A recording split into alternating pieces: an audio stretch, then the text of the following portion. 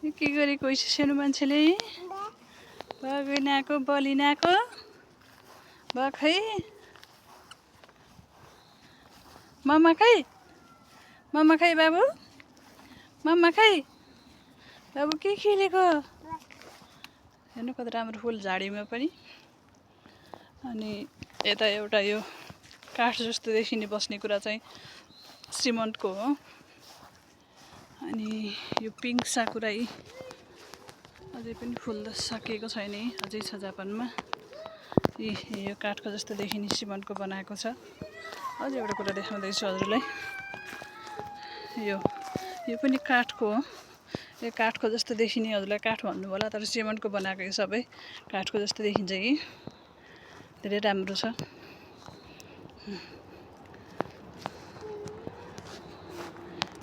यो बुटो चाहिँ हाँडे काफल हो, मजाले फलेको छ यो हाँडे काफलहरु।